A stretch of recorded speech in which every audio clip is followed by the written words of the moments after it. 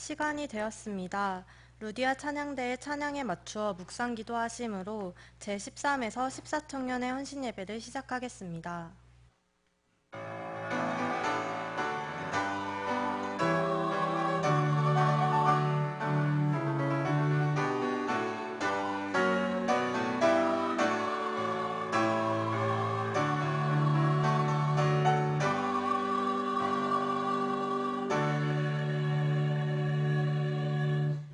다 함께 찬송가 352장을 부르시겠습니다.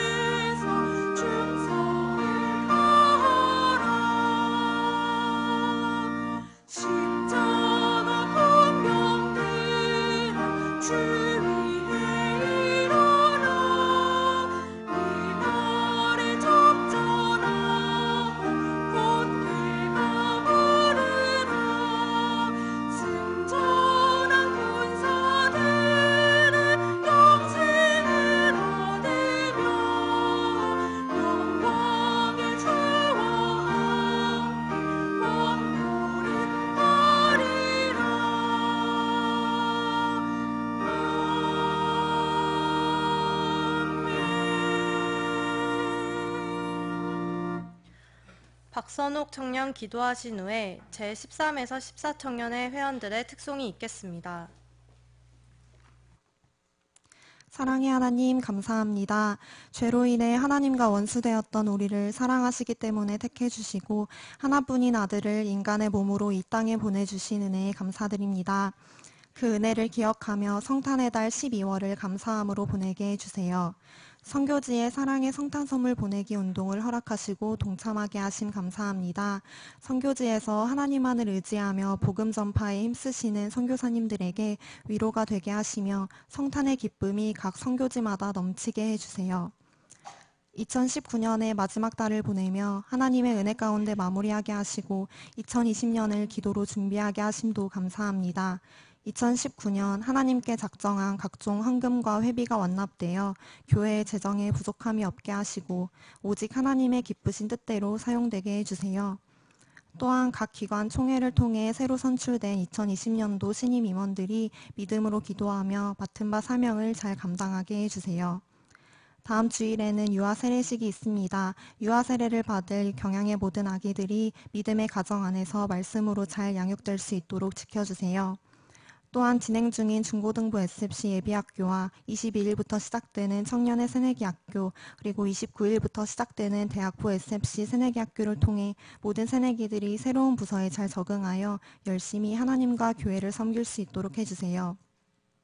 연말 연시 많은 특별 예배와 행사를 허락해 주심 감사합니다. 우리를 향한 하나님의 큰 사랑을 기억하며 모든 성도님들이 그 어떤 것보다 하나님을 가장 사랑하는 마음으로 예배와 행사에 참석하길 사모하게 해주세요. 오늘은 제13, 14청년의 헌신예배로 드립니다. 하나님께서 허락하신 청년의 때에 힘써 부지런히 하나님을 섬기는 청년들이 되게 해주세요. 말씀 전하시는 송광식 목사님을 붙드시고 루디아 찬양대의 찬양을 기쁘게 받아주세요. 예수님의 이름으로 기도드립니다. 아멘.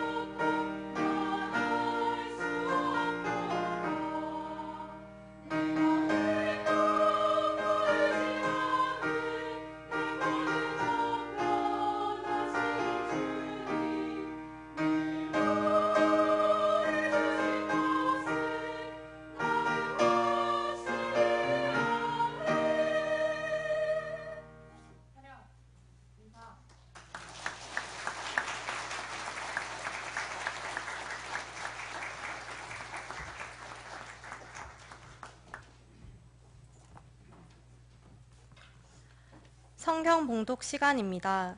오늘 말씀은 베드로전서 4장 7절에서 11절의 본문입니다.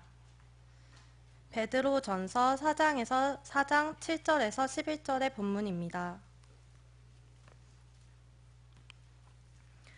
제가 7절에서 10절을 봉독하겠습니다.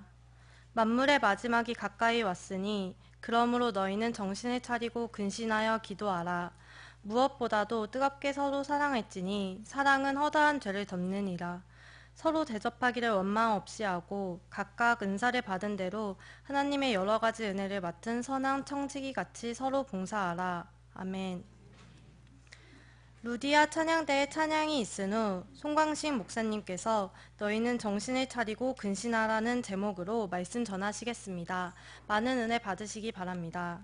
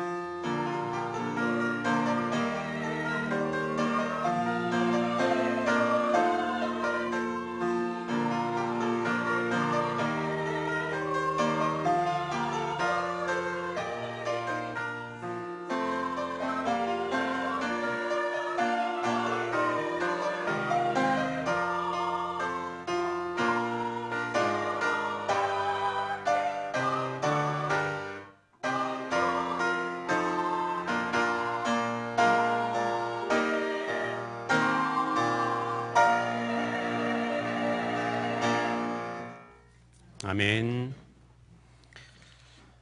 제13에서 14 청년회 회원들과 루디아 찬양대 찬양에 감사합니다. 베드로전서는 사도 베드로가 본도, 갈라디아, 갑바도기아, 아시아와 비두기아에 흩어져 있는 그리스도인들에게 쓴 편지입니다. 당시 그들은 정말 큰 어려움에 처해 있었는데, 즉 그들은 로마 제국으로부터 극심한 박해를 받고 있었던 것입니다. 당시 상황을 기록하고 있는 네로의 박해사에서는 그리스도인들은 사형에 처했다, 저들은 신기하고 유해한 미신에 열중한 무리들이었다라고 기록하고 있습니다. 한편 베드로는 본장 앞부분에서 그 박해에 대해 각 개인이 취해야 되는 자세가 어떠해야 되는지를 가르쳐주고 있는데, 그것은 다름 아닌 고난을 달게 받는 것이었습니다. 즉 그는 예수 그리스도께서 그들을 위해 고난을 받으셨던 것처럼 이제 그들 역시도 그분을 위해 기꺼이 고난을 받을 것을 강권했던 것입니다. 그런데 그렇게 할 때 그들은 자연스럽게 죄 짓는 것을 멈추게 되는 유익을 얻게 될 것이라고 했습니다. 그리고 그는 단지 거기에서 머물지 않고 더 나아가서 하나님의 뜻을 좇아 거룩하게 살아갈 것을 강권했습니다. 그리고 베드로는 이어진 오늘 본문을 통해 예수님의 재림이 임박했음을 알리면서 그들이 그와 같은 핍박 속에서 이제 각 개인이 아닌 한 교회 공동체로서 발휘해야 되는 신앙의 모습이 어떠해야 하는지를 가르쳐주고 있습니다. 그렇다면 그것이 무엇인지 이 시간 함께 살펴보고 그것을 본받음으로써 우리 경영이 예수님의 재림을 더욱 잘 준비하고 더욱 견고히 세워져가는 은혜가 충만하기를 간절히 바랍니다. 첫째로 우리는 예수님의 재림이 임박했음을 기억하면서 깨어 자신의 신앙을 더욱 굳게 지켜야 합니다. 본문 7절의 말씀을 다 함께 봉독하겠습니다. 시작. 만물의 마지막이 가까워왔으니 그러므로 너희는 정신을 차리고 근신하여 기도하라. 아멘.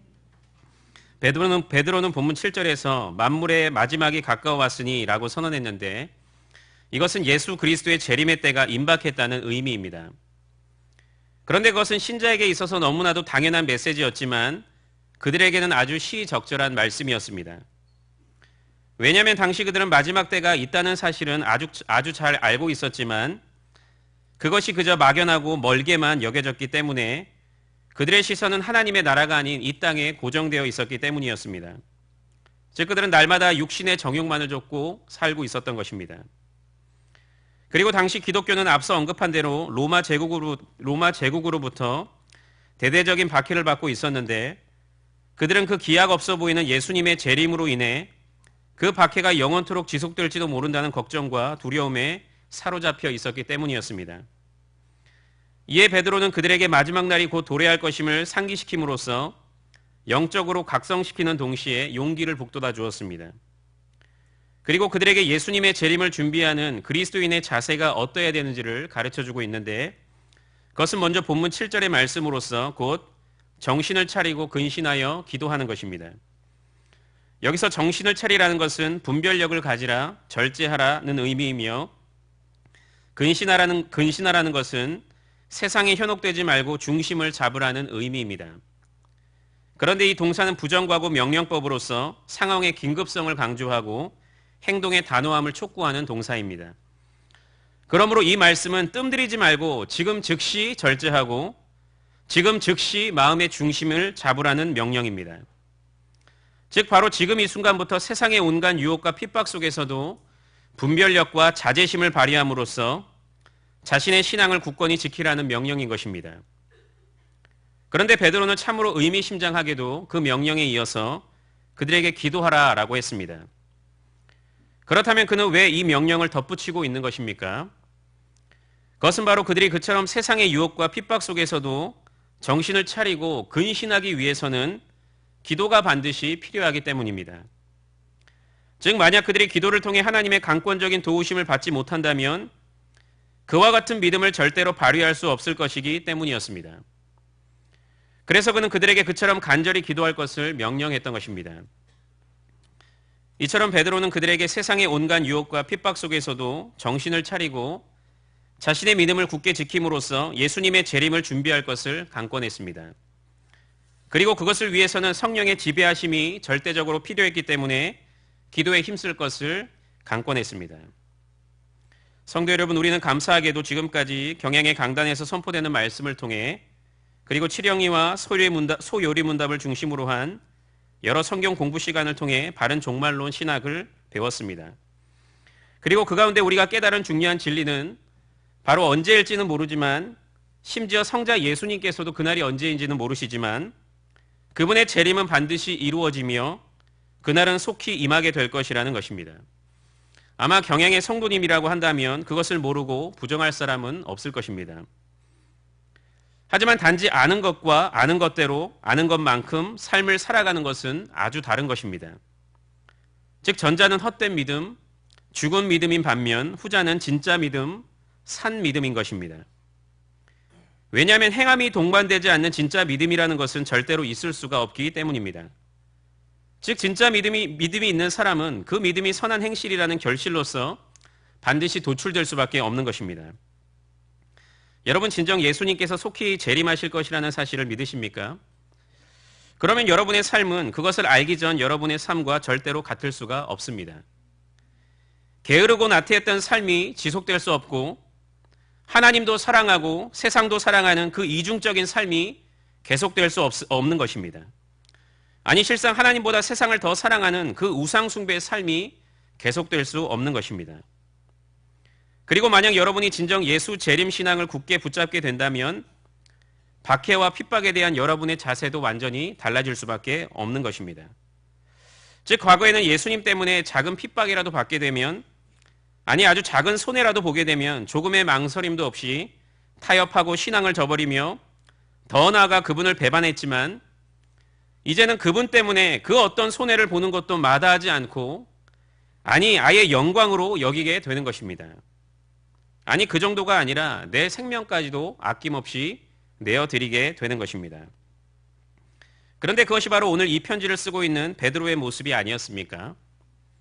즉 그는 예수님께서 잡히시던 밤 그분을 3번이나 부인하고 심지어 저주까지 했던 못난 인물이었지만 그분께 대한 온전한 믿음, 특별히 예수 재림 신앙과 부활 신앙을 소유하게 되자 그분을 위해 십자가에 거꾸로 매달려 순교하기까지 하게 되었던 것입니다. 이것이 바로 온전한 예수 재림 신앙을 진정으로 깨달은 자들의 참된 모습입니다. 그런데 그렇다고 하더라도 우리는 여전히 옛사람의 본성을 지니고 있기 때문에 하나님께서 우리에게 주신 은혜의 방편들을 부단히 사용해야 되는데 오늘 본문의 베드로는 그 중에서 기도할 것을 강권하고 있습니다. 왜냐하면 우리는 기도를 통해 우리의 옛사람을 죽이는 동시에 성령 하나님께 붙들리게 되는 존재가 되기 때문입니다. 그래서 예수님께서도 당신의 죽으심이 임박하게 되어 겟세마네 동산에서 기도하실 때 그와 동행한 제자들에게 깨어서 기도할 것을 명령하셨던 것입니다. 성도 여러분, 진정 예수님의 재림이 임박했음을 자각하는 가운데 슬기 있는 5 처녀들처럼 깨어서 기름을 담은 그릇과 등을 잘 예비하고 있으시기를 바랍니다. 주인이 속히 올 것을 확신하는 가운데 그분께 받은 2 달란트와 5 달란트를 가지고 열심히 장사하여 이윤을 남겼던 종들처럼 죽을 힘을 다해서 주님을 섬기시기를 바랍니다. 그날은 속히 오게 될 것입니다. 그러므로 우리는 진정 오늘이 나에게 주어진 마지막 날인 줄로 여기는 가운데 진정 정신을 차려서 세상과 타협하지 말고 오직 하나님 한 분만을 섬기며 그분께서 기뻐하시는 것만 선택하면서 살아가야 합니다. 그리고 그와 같은 삶을 살아가기 위해서는 오직 성령께서 나를 온전히 주장하고 통치하실 때에만 가능하기 때문에 기도의 삶을 날마다 힘있게 살아가야 합니다. 그와 같은 깨어있는 삶을 통해 임박한 종말을 잘 예비하시는 성도님들이 되시기를 바랍니다. 둘째로 우리는 예수님의 재림이 임박했음을 기억하면서 서로 뜨겁게 사랑해야 합니다. 본문 8절부터 9절까지의 말씀을 다 함께 봉독하겠습니다. 시작.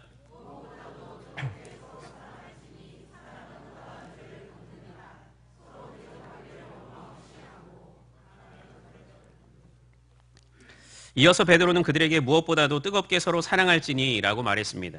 여기서 무엇보다도는 다른 것보다 더 중요하다는 의미가 아니라 그것이 너무나도 중요하다는 것을 강조하는 말입니다. 그렇다면 한 교회로서 살아감에 있어 그가 그토록 중요하다고 강조한 것은 무엇입니까? 그것은 바로 서로 사랑하는 것입니다. 그런데 그는 그저 사랑하라 라고 하지 않고 뜨겁게 사랑하라 라고 했습니다.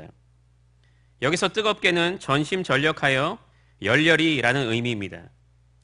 즉 그들은 서로를 사랑하되 아주 열렬히 그리고 전심전력을 다하여 사랑해야 했던 것입니다. 베드로는 그들 중 많은 사람들이 사랑을 말하고 행하기는 하되 그저 말로만 형식적으로 몸이 건조하게 마음에서 우러나오지 않는 가운데 한다는 사실을 잘 알고 있었습니다. 그래서 그는 그들에게 그처럼 뜨겁게 사랑할 것을 강조했던 것입니다. 그리고 그는 그 지체 간의 뜨거운 사랑은 구체적인 어떤 사랑으로 나타나게 되는지를 밝히고 있는데 그것은 곧 허다한 죄를 덮는 것입니다. 즉 진실로 형제를 향한 뜨거운 사랑의 마음을 가지고 있는 사람은 반드시 형제를 용서하게 되어 있는 것입니다. 다시 말해서 만약 어떤 형제를 정말로 사랑한다고 하면서도 정작 그의 허물을 용서하지 못하고 있다면 그것은 그저 울리는 꽹과리처럼 아무 의미 없는 거짓 사랑에 불과한 것입니다. 그리고 그는 이어서 서로 대접하기를 원망 없이 하라라고 말했습니다. 여기서 대접한다는 것은 나그네에게 사랑을 베풀다는 의미인데 여기 나그네는 로마 정부의 박해를 피해서 떠돌아다니는 그리스도인들을 가리킵니다. 그러므로 이 말씀은 복음으로 인해 고난과 핍박을 당하고 있는 자들을 적극적으로 잘 보살피고 돌보라는 의미입니다. 그런데 그는 그와 같이 하되 원망 없이 하라고 했습니다. 즉 당시 그와 같은 나그네들이 워낙 많았기 때문에 그렇게 하는 것이 결코 쉬운 일이 아니었지만 그리고 심지어 그것으로 인해 위험에 처하게 될 수도 있었지만 불평 없이 기꺼이 할 것을 명령했던 것입니다. 이처럼 베드로는 그들에게 형제를 사랑하되 뜨겁게 사랑하는 가운데 임박한 종말을 맞이할 것을 강권했습니다. 그리고 그는 그들에게 특별히 형제의 잘못을 용서하고 복음 때문에 핍박받고 있는 형제들의 필요를 채워줌으로써 그 사랑을 실천하라고 말했습니다. 성도 여러분, 가족은 꼭 사랑해야만 하는 존재이지만 그것 이전에 실상은 그냥 본질적으로 사랑할 수밖에 없는 존재들입니다. 왜냐하면 그들은 유일하게 피를 나눈 내 가족이기 때문입니다. 그들은 사랑하는 내 아버지고 어머니이며 내 형제이기 때문입니다. 그런데 그리스도 안에서 형제 자매된 우리도 그와 같은 관계입니다. 즉 우리는 의무적으로 서로 사랑해야 되는 관계가 아니라 본질적으로 서로 사랑할 수밖에 없는 관계인 것입니다. 왜냐하면 우리는 예수 그리스도 안에서 한 피를 나눈 가족이기 때문입니다. 우리는 하나님을 우리의 아버지로 모시게 된 이후에 한 형제가 되었고 우리의 형제됨은 영원토록 계속될 것이기 때문입니다. 그러므로 성도 여러분, 우리가 그리스도의 피를 통해 구원받게 된 사실을 더욱 확신하는 가운데 우리가 그 피를 나눈 형제임을 마음속 깊이 새기시기를 바랍니다. 우리가 형제된 것은 우리의 선택이 아니라 우리의 아버지이신 하나님의 완전하고 선하신 뜻 가운데 정해진 것입니다. 그렇기 때문에 우리는 형제끼리 진정으로 사랑해야 합니다. 제가 어렸을 때 저는 형한테 정말 많이 못되게 굴었습니다. 한동안 형이라고 부르지도 않을 때도 있었습니다. 지금도 그 생각만 하면 얼굴이 화끈화끈해지면서 형이 그런 나 때문에 얼마나 큰 상처를 입었을까 하는 미안함이 몰려들 때도 있습니다. 그런데 제가 기억하기로 그때 그것으로 인해 정말 마음 아파하신 분이 있었는데 바로 저의 아버지이십니다. 아버지는 제가 그럴 때마다 저를 타이르기도 하시고 안 될 때는 호되게 야단치기도 하셨습니다. 그리고 늘 저희에게 형제끼리 사이좋게 지내야 한다라고 말씀하셨습니다. 이것이 바로 아버지의 마음입니다. 아버지는 형제끼리 서로 사랑하면서 사이좋게 우애 있게 지낼 때 진정으로 안심하고 흐뭇해하며 더 나아가 기뻐하시는 것입니다. 왜냐하면 그들 모두는 다 당신께서 사랑하시는 자녀들이기 때문입니다. 우리 하나님께서도 꼭 마찬가지이십니다. 즉 하나님께서는 우리가 진정으로 서로 사랑하기를 원하십니다. 그리고 그렇게 할 때 진정으로 기뻐하십니다. 그러므로 성도 여러분, 여러분 옆에 있는 성도님들을 진정으로 사랑하시되 아주 뜨겁게 사랑하시기를 바랍니다. 우리는 보통 연애를 이제 막 시작한 커플들 혹은 이제 막 결혼한 부부들의 사랑을 가리켜 불타오르는 사랑이라고 하는데 진정 그와 같은 사랑이 일어나야 하는 곳은 바로 교회입니다. 영원히 불타오르는 그리스도의 사랑을 나눈 형제들이 어떻게 그렇게 하지 않을 수가 있다는 말입니까?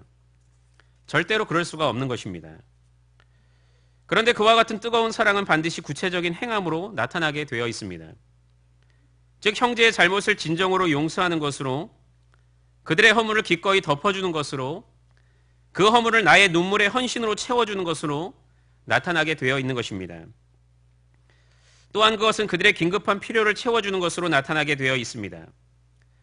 즉 그들이 배고파할 때는 음식을 제공하는 것으로, 그들이 울적하고 우울할 때는 그들의 마음을 헤아리면서 함께 공감해 주는 것으로, 그들에게 어려운 일이 닥쳤을 때는 함께 기도해 주는 것으로, 그들에게 기쁜 소식이 있을 때는 함께 웃고 즐거워하는 것으로 나타나게 되어 있는 것입니다.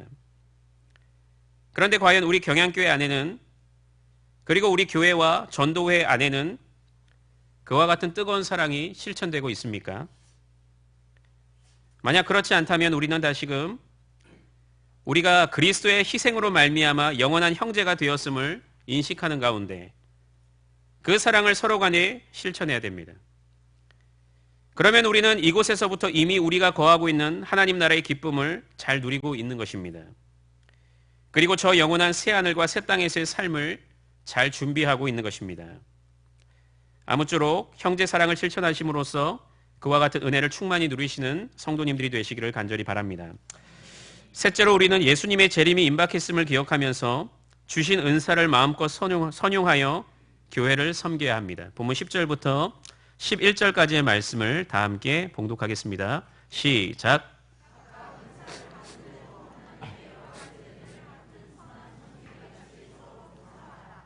만일 누가 말하려면 하나님의 말씀을 하는 것 같이 하고 누가 봉사하려면 하나님이 공급하시는 힘으로 하는 것 같이 하라. 이는 범사에 예수 그리스도로 말미암아 하나님이 영광을 받으시게 하려 함이니 그에게 영광과 권능이 세세에 무궁하도록 있느니라. 아멘. 베드로는 또한 그들에게 각각 은사를 받은 대로 하나님의 여러 가지 은혜를 맡은 선한 청지기 같이 서로 봉사하라라고 했습니다. 먼저 그는 그들이 청지기라고 했는데, 청지기는 원래 주인을 대신해서 집안의 재산을 관리하는 하인을 가리키는 표현으로서 여기에서는 주인이신 하나님을 대신해서 그분의 교회를 섬기고 봉사하는 자를 뜻하는 표현입니다. 따라서 그들은 철저히 하나님의 뜻대로 그리고 교회의 유익을 위해서 존재하며 일해야 하는 존재라는 의미입니다. 또한 각각의 은사대로 봉사라고 했는데, 먼저 은사는 곧 카리스마라는 단어로서 하나님께서 값없이 주신 영적 선물을 의미합니다. 그런데 하나님께서는 은사를 어떤 특별한 사람들에게만 주신 것이 아니라 모든 사람들에게 다 주셨는데 각자에게 다 다른 은사를 부여하셨습니다. 그런데 중요한 것은 그 은사들은 하나도 예외 없이 다 교회를 더욱 유익하게 하도록 하시기 위해서 주신 것이라는 사실입니다. 그리고 베드로는 이어지는 본문 11절을 통해 그 많은 은사들을 대표하는 두 유형을 언급하고 있는데, 곧 말하는 것과 봉사하는 것입니다. 먼저 말하는 것은 하나님의 말씀을 말하는 것이라는 의미로서 말씀을 가르치고 선포하는 설교를 의미합니다. 그런데 그는 만일 교회 안에서 말하려면 하나님의 말씀을 하는 것처럼 하라고 했습니다. 이것은 설교자가 하나님의 말씀을 전할 때 그분의 뜻을 온전히 전하기 위해서 아주 신중해야 한다는 의미입니다. 그래서 그분의 영광이 높이 드러나고 그분의 뜻이 성취되며 교회가 더욱 온전히 세워질 수 있도록 해야 한다는 의미입니다. 또한 봉사하는 것은 섬기는 일, 위로하는 일, 구제하는 일, 긍휼을 베푸는 일과 그 밖에 여러 섬김의 일들을 의미하는데, 그는 그들에게 그와 같은 일을 할 때 하나님이 공급하시는 힘으로 하는 것 같이 하라라고 했습니다. 즉 그들은 교회를 위해 여러 봉사의 일들을 감당하되 자신의 힘으로 하는 것이 아니라 오직 하나님의 능력을 힘입음으로써 해야 했던 것입니다. 왜냐하면 하나님의 능력만이 교회 섬김의 원천이 될 수 있으며 그것을 통해 그분께서 영광을 받게 되기 때문이었습니다. 그리고 베드로는 우리의 모든 은사가 예수 그리스도로부터 왔기 때문에 그분의 이름으로 말미암아 하나님께서 영광을 받으신다고 말했으며 그 하나님께 영광과 권능이 세세에 무궁하도록 있느니라 아멘이라고 고백하면서 그분께 모든 영광을 올려드리고 있습니다. 이처럼 베드로는 예수님의 임박한 재림을 맞이하는 성도의 모습은 자신이 하나님 나라의 청지기임을 자각하는 가운데 그분께서 주신 은사를 마음껏 선용하여 교회를 충성되이 섬기는 것이라고 했습니다. 그리고 그들은 그것을 함에 있어 언제나 하나님의 능력을 의지해야 되며 또한 그분의 영광을 목적으로 해야 함을 강조했습니다. 성도 여러분, 구원받은 이후 우리는 여러 정체성을 갖게 되는데 그 중 하나가 바로 청지기입니다. 즉 우리는 하나님을 대신해서 그분의 나라를 섬김으로써 그 나라를 더욱 확장시켜 나가는 일꾼인 것입니다. 그것이 바로 우리가 존재하는 이유이고 구원받은 이유이며 무엇보다도 여러 은사들을 선물로 받은 이유입니다. 그런데 성도님들 중에는 늘 자신은 그 어떤 은사도 받지 못했다고 원망하고 남들보다 은사를 적게 받았다고 불평하는 성도님들이 있습니다. 하지만 그것은 절대로 사실이 아닙니다. 즉 다른 것을 받은 것이지 받지 않거나 적게 받은 것은 절대로 아닌 것입니다. 그러므로 우리는 하나님께서 나에게만 주신 은사를 잘 발견하고 그것에 감사하는 가운데 그것을 적극적으로 선용해야 합니다. 즉 교회를 확장시키는 일에 지체들을 섬기는 일에 아낌없이 사용해야 하는 것입니다. 그럴 때 은사의 발견도 있으며 그것을 더욱 잘 개발해 나갈 수도 있는 것입니다. 그래서 청지기의 사명도 더욱 잘 감당할 수 있는 것입니다. 그러므로 교회에서 여러분에게 어떤 섬김의 자리를 요청할 때 나에게 맞지 않은 것이라고 너무 쉽게 단정지어서 저 못하겠어요 라고 하지 말고 그 시간을 통해 여러분의 은사가 진정 무엇인지를 발견하시기를 바랍니다. 그리고 그것을 더욱 잘 개발하시기를 바랍니다. 그리고 혹여나 주신 은사와 조금 거리가 있는 직분을 감당하게 되더라도 주신 은사를 가지고 최선을 다해서 감당하시기를 바랍니다. 그리고 여러분의 형제가 각자의 은사를 사용할 때 그리고 그것을 발견하는 과정 속에서 조금 실수하고 서투를 때 인내로 기다려주시고 잘 독려해 주시길 바랍니다. 그리고 그 은사를 통해 나를 섬길 때 진정 감사하는 마음으로 그들에게 감사의 마음을 잘 표현하시기를 바랍니다. 그러면 그들은 더욱 힘을 얻어 그 은사를 더욱 잘 개발하고자 힘쓸 것이며 계속해서 그것을 다른 지체들을 섬기기 위해 기쁨으로 사용하게 될 것입니다. 그리고 그것을 통해 결국 하나님께서 영광을 받으실 것이고 또한 그것을 통해 하나님 나라가 더욱 확장될 것입니다. 그리고 우리 교회는 하나님께서 보시기에 진정 아름다운 공동체로 잘 지어져 갈 것입니다. 그런데 우리가 그 가운데 꼭 기억해야 하는 것이 있는데 그것은 먼저 우리가 청지기의 사명을 감당할 때 우리는 언제나 하나님의 능력을 힘입어서 해야 한다는 것입니다. 그것은 마치 차가 움직이기 위해서 연료가 주입되어야 하는 것이나 마찬가지입니다. 즉 하나님의 능력이라는 연료가 우리에게 반드시 주입되어야 우리는 각자에게 주어진 청지기의 사명을 감당할 수 있는 것입니다. 그리고 그것의 통로는 오직 말씀과 기도입니다. 또한 우리는 청지기의 사명을 감당할 때 언제든지 하나님의 영광을 목적으로 해야 합니다. 즉 하나님의 영광은 나의 유익 혹은 공동체의 유익보다 언제나 앞서는 것으로서 진정 최우선이 되어야 하는 것입니다. 우리가 진정 그와 같은 자세로 청지기의 사명을 감당할 때 하나님께서는 그 헌신을 기뻐 받으실 것입니다. 그리고 그것을 통해 진정 하나님의 뜻을 이루어 갈 것입니다. 하나님께서 주신 은사를 감추어 두거나 자신의 유익만을 위해 사용하는 것이 아니라 그분의 능력을 의지하는 가운데 오직 그분의 나라 확장과 지체의 유익을 위해 사용하심으로써 그분께 영광 올려드리시며 교회를 더욱 든든하게 세워가는 성도님들이 다 되시기를 간절히 바랍니다. 사랑하는 경애의 성도 여러분, 그리고 오늘 헌신을 재다짐하시는 제13에서 14 청년의 회원 여러분, 저는 언젠가 올림픽을 100일 앞두고 있는 태릉 선수촌의 일상을 소개하는 다큐멘터리를 본 적이 있습니다. 그들은 이른 아침부터 기상해서 늦은 밤까지 체력 훈련, 근력 운동, 이미지 트레이닝, 실전 훈련 등 여러 훈련들을 아주 빡세게 쉴 새 없이 소화했고 식단도 심지어 물 한 잔을 마시는 것까지도 아주 철저히 조절했습니다. 그런데 그들은 왜 그토록 먹을 것을 먹지도 않고 잠도 자지 않으면서 열심히 구슬땀을 흘리고 있었던 것입니까? 그것은 바로 결전의 날이 얼마 남지 않았기 때문입니다. 그래서 그들은 평소에도 열심히 훈련을 하고 있었지만 특별히 그 기간 동안에는 더욱 신경을 써서 열심히 훈련을 했던 것입니다. 그런데 그것은 평범한 사람들의 일상에서도 꼭 마찬가지입니다.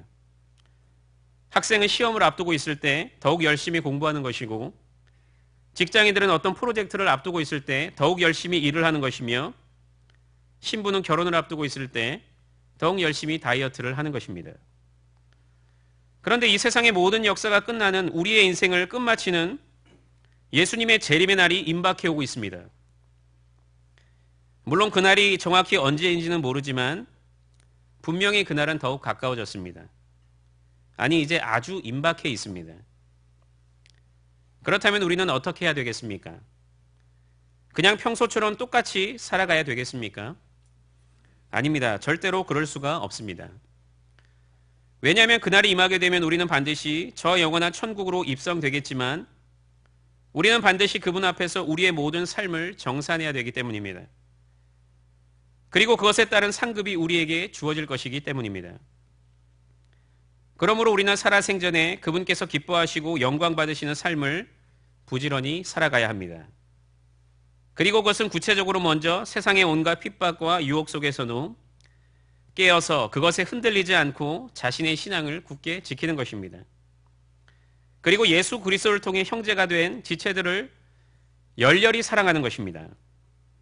그리고 하나님께서 주신 달란트를 열심히 사용해서 주님의 몸된 교회를 위해서 충성하고 또 충성하는 것입니다.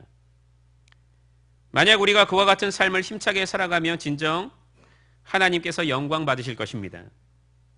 그리고 세상의 유혹과 핍박이 점점 더 거세진다고 하더라도 우리는 우리의 믿음을 끝까지 잘 지킬 뿐만 아니라 세상으로 하여금 그분의 존재와 성품을 더욱 밝히 깨닫도록 만들 것입니다. 그리고 그분의 나라는 더욱 확장될 것이며 교회는 더욱 든든하게 세워질 것입니다. 아무쪼록 진정 그와 같은 믿음을 힘차게 발휘하심으로써 예수님의 재림을 잘 준비하는, 그래서 하나님께 영광을 올려드리는 경영의 모든 성도님들이 되시기를 주님의 이름으로 간절히 축원합니다.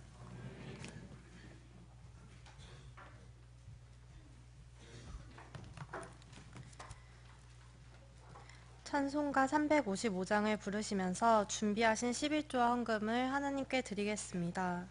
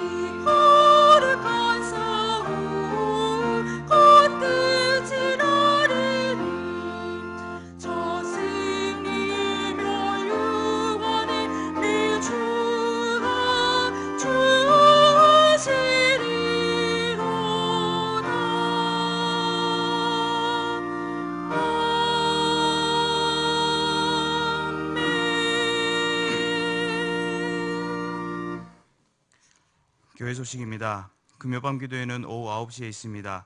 금주 기도 중 특성은 집사의 임영원 일동이 준비하시겠습니다.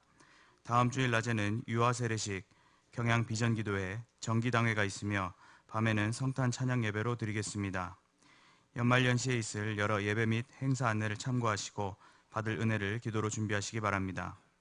교단 소식입니다. 2019년도 전국 USFC 종강감사 예배 및 졸업자 환송회가 금주 토요일 오후 1시 30분에 총신대학교 종합관 2층 세미나실에서 있겠습니다. 예배 후 구역장 성경 공부가 있겠습니다. 구역장님께서는 교구별로 자리에 앉아 주시기 바랍니다. 감사합니다. 이어서 청년의 소식입니다. 제13에서 14청년의 헌신 예배를 허락하신 하나님께 감사드립니다. 말씀을 전해주신 송광신 목사님, 찬양을 해주신 루디아 찬양대, 헌금을 위한 기도와 축도해 주실 담임 목사님께 감사드립니다. 제13청년에는 94년 3월, 95년 2월생으로 구성되어 있고 14청년에는 95년 3월생 이하로 구성되어 있습니다. 주변에 이에 해당하는 성도님이 계시면 저희들과 함께 청년의 활동에 참여할 수 있도록 권면해 주시기 바랍니다. 오늘 우리 교회에 처음 나오셨거나 등록을 원하시는 분들은 예배를 마치고 친교실로 오셔서 담당 교역자님과 담당 교역자님의 기도와 교회에서 준비한 선물을 받으신 후에 돌아가시기 바랍니다.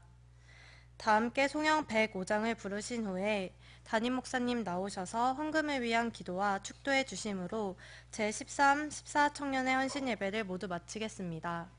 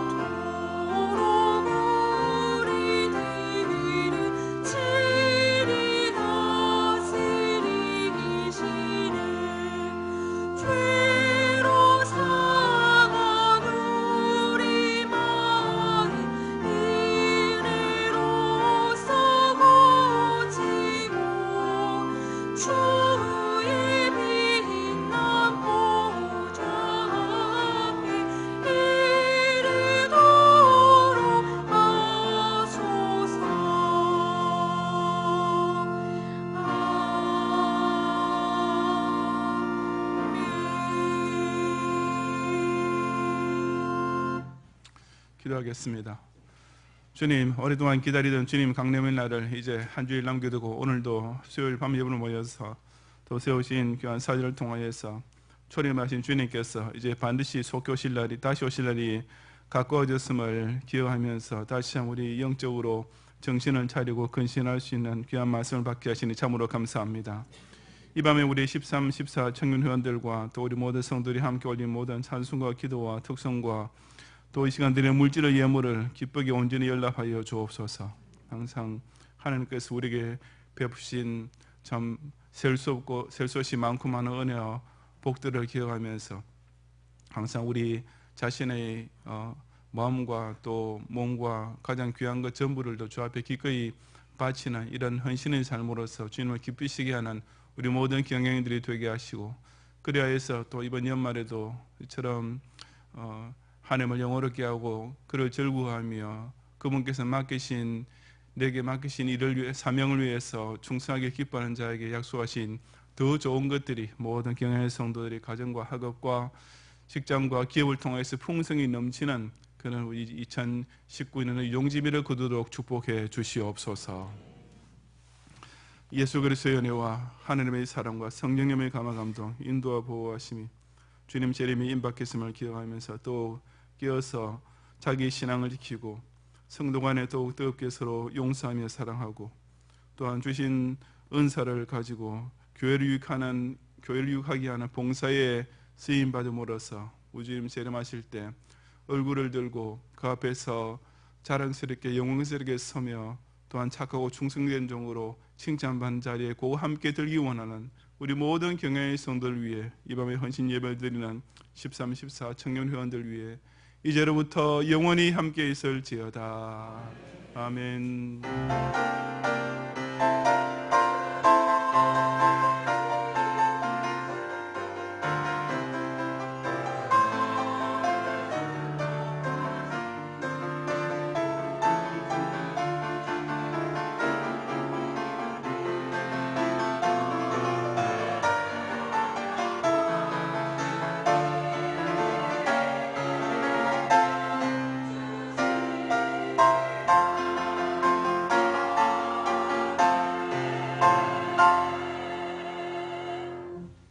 감사합니다. 평안히 가시고 금요일 밤 기도를 기억하고 모일 힘쓰시기 바랍니다.